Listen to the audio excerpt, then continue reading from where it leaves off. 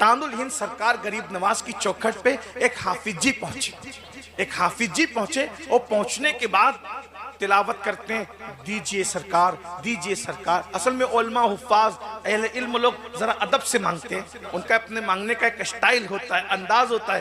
दीजिए, एक दिन गुजरा, 2 दिन गुजरा, 3 दिन गुजरा, कुछ जवाब ही नहीं आ रहा है। ऐसे में एक नचनिया, नाचने वाला डिंग डांग करते हुए आया, देखा जा देखा जा। उसी वक्त तो उसकी मुराद पूरी हो गई।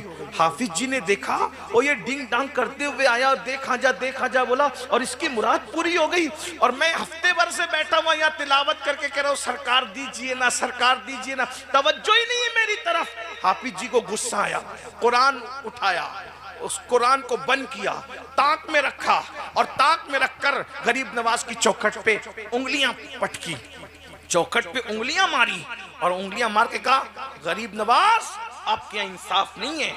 वो आया डिंग डांग करते हुए नचनिया, चंद सेकंड में उसकी मुराद पूरी कर दी।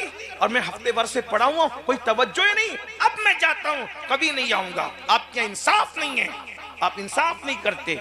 बस जैसे ही हाफिज जी जाने लगे तो क्या देखा, एक नूरानी चेहरे वाले बुजुर्ग जिनकी आंखों से मारिफत के जाम छलक रहे थे, पेशानी पर विलायत का झूमर नजर आ रहा था, सर पर विलायत हिंद का ताज था और चेहरे पर अल्लाह अकबर तेरी नस्ल पाक में है, बच्चा बच्चा नूर का की रानाइयां नजर आ रही थी। और आने वाले ने कहा, हाफिज जी क्यों नाराज होके जाते हो?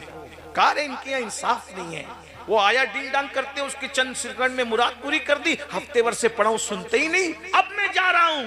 ताने वाले ने बड़ी संजीदगी से कहा, हाफिज जी नाराज मत होइए, जाइए, अल्लाह आपकी मुराद भी पूरी कर दे, अल्लाह आपकी मुराद भी पूरी। कहा इन्होंने नहीं की, आप कौन है जनाब मुराद पूरी करने की बात करने वाले?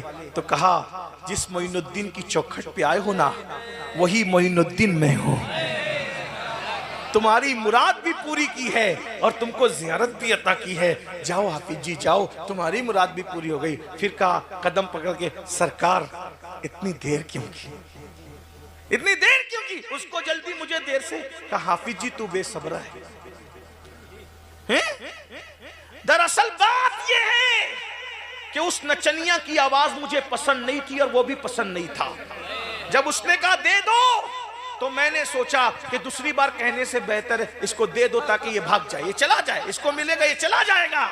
लेकिन तू कुरान पढ़ता था ना, तेरा कुरान पढ़ना मुझे बहुत पसंद आता था, तो मैं देने में देर करता था कि जितना रोकूंगा उतना ज्यादा तू कुरान ज्यादा पढ़ता रहेगा, तेरी आवाज में सुनता रहूंगा। पता चला जो पढ़ते हुआ सुना जाता है, मर के